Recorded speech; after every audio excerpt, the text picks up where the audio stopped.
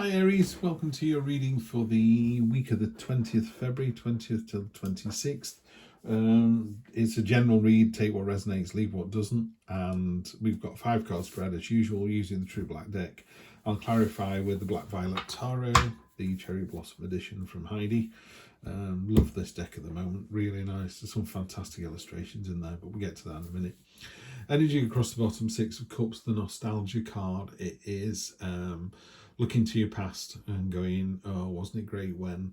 And I always feel that, yeah, you know, we use our experiences, our past to kind of, you know, you climb a tree, you fall out of a tree, you climb a tree, you fall out of a tree, you climb a tree, eventually your body just your brain just says, do we really want to be doing this? Maybe this isn't for us, you know. And I think 10 years later you look back and go, oh, I used to be a fantastic tree climber. It's like, no, you weren't. You, in your head, you think you were, but you never were. So just be careful that you're not looking at the past and going, I was an amazing racing driver, wasn't I? And your mates go, no, you were rubbish. Where'd you get that from? Yeah. Now, they could all turn around and go, yes, we were all amazing then. I wish we'd gone into racing driving and wouldn't we have been amazing? But, you know, it is what it is. So that card is just informing you of you know, yeah, look to the past. I mean, he's even described it, Arthur, who did the illustrations for these, he describes it as, you know, the cups are full of candies. They're a sweet treat, and they're delicious, but they're a snack. They're not going to sustain you, you know. So by all means, think of history and your past experiences as a delicious sweet treat that you can dip into now and again. But now it's time to get on with the real life. So this is what's happening for you next week. First of all, yeah, you're ready for this. You're more than ready. You are prepared. You are antlers in tarot about stamina and tenacity. So you're more than ready. You're more than capable. In fact, almost too much so. You're quite heavily armoured here. It's like a tank. You know, she's got this fantastic armour on. She's got a big book of how to make armour. She's got the hammer in her hand.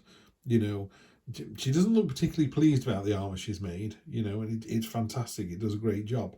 But she's not going to move very fast. So it's also a card of stagnation. Stagnation's not quite right. It's a card of not wanting to move forward, you know, and there isn't a lot of movement in here, actually. It's happened a couple of readings as well, this. Some weeks it feels like everyone's trying to get from A to Z. This is like everyone's going for a stroll this week. We're just trying to get from A to B. Don't know why, but coming to the end of the month, payday, I don't know.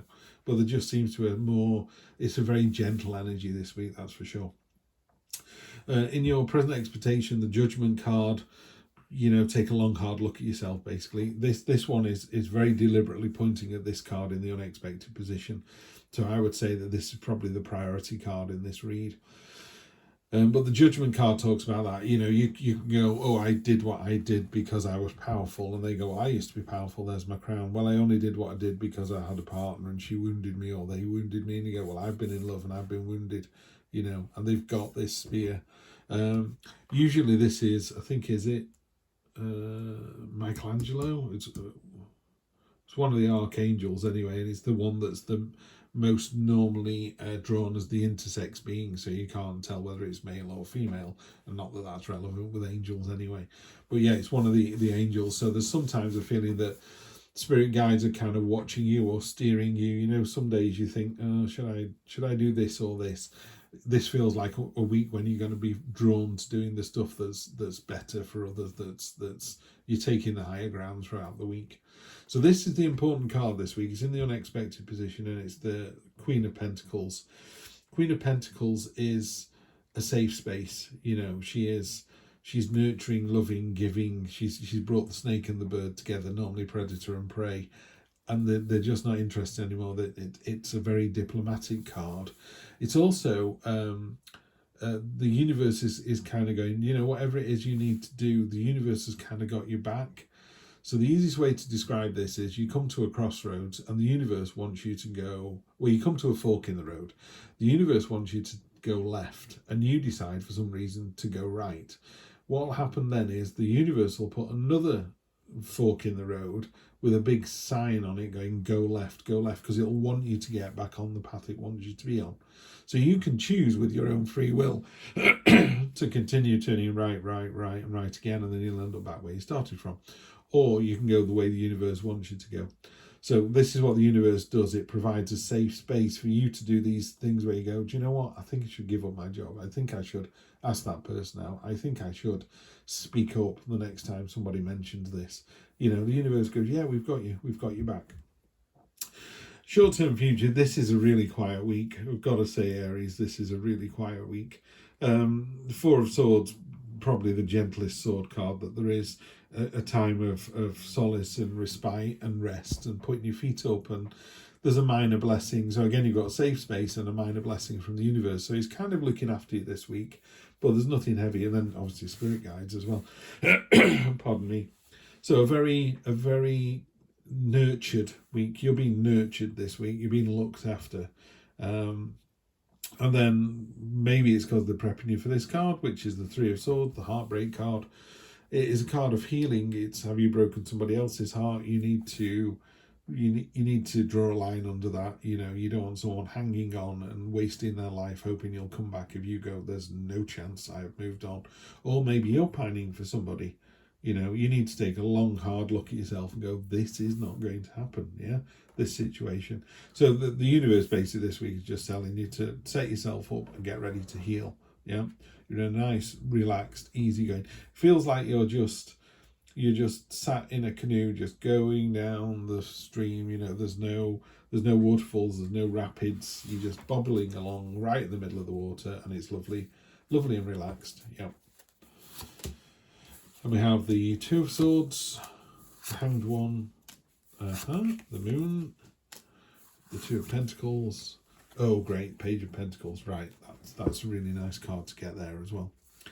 So the Moon and the Page of Pentacles jumped out to me first of all, but let's do it one at a time. Two of Swords.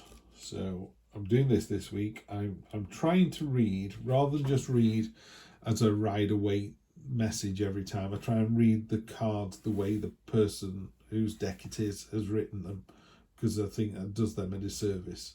So if you're just reading, some of them are very traditional, very similar, don't get me wrong, no one's gone it's blue instead of red, but someone might have gone it's more of a pale red than a dark red, you know. So the messages are similar. Not in every deck. I've got some decks where I'm like, really? That's what you're calling this one? They're the ones I struggle to work with. So let's talk about the Two of Swords.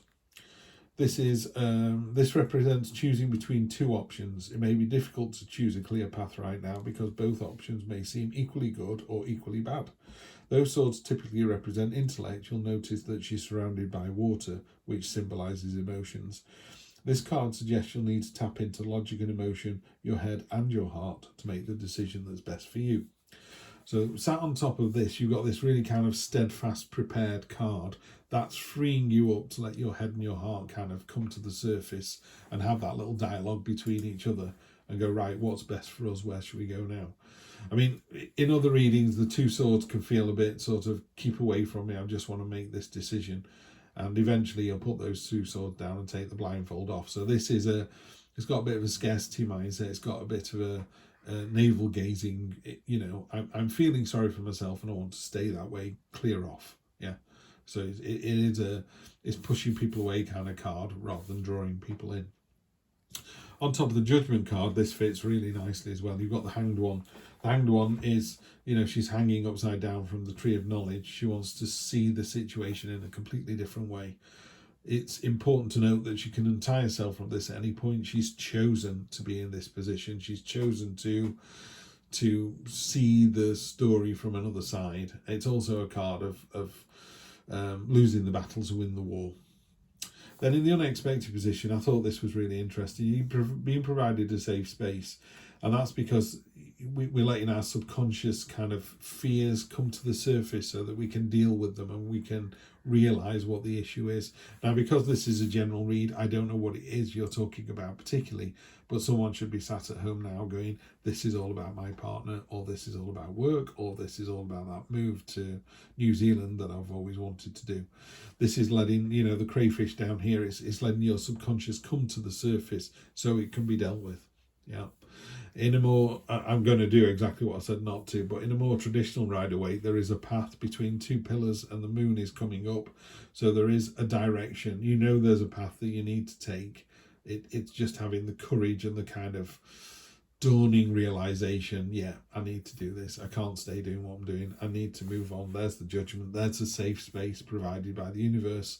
It wants you to open that wardrobe door, see what's behind, open the box, see what's inside, yeah, and then we can open it, bring it out to the light of day, deal with it, and move on. And with the 4, you've got the 2. This is a card of kind of staying flexible and juggling things. I mean, literally juggling things here. So could be finances, it could be sort of not robbing Peter to pay Paul. It's dealing with stuff correctly. It is a card of flexibility and agility and doing the job really, really well. What I always say about the 2 of Pentacles is it's early days. You've got 2 2s here. It's early days, but you can't continue to do this forever. So while you're doing a fantastic job at the moment, and it's a card of multitasking as well, eventually you get burnt out. So just be careful of that energy there, because you've got the card there going, just take it easy and relax, and you're going, well, let me just do these 2-3 things first. And then the reason I was really cheered up by this was you got the amazing Page of Pentacles. Page of Pentacles is a card of focus and intent. It certainly is in my mind when I read this. This is one of those cards that I don't really mind which deck I get, because I don't like them in the Rider-Waite. The pages, I find them all quite hard to read. But the Page of Pentacles to me is a card of focus and intent. This person really wanted this, whatever this is. Could be a person, could be a job, could be more power, could be standing up to the parents. Doesn't matter what it is. Could be more pocket money. I don't know. Doesn't matter what it is. It's the fact that you wanted it and you went and got it, and you got it with real conviction as well. So this is a great way to end the reading. You're determined, you're more than ready. I think you're steadfastly ready. You're prepared to see the other person's viewpoint, in the cold light of day. And when judgment calls upon us on the day of judgment, you will stand up proudly and go, yep, I did what I wanted to do. I even dug deeply into my inner fears and worries and dealt with those. Yeah, I remained flexible. I healed myself, and then I ended up with the thing that I really wanted. I focused on it and I got it. What a fantastic week. Right, you're in for a really good one, and I will see you next time for more of the same. Take care.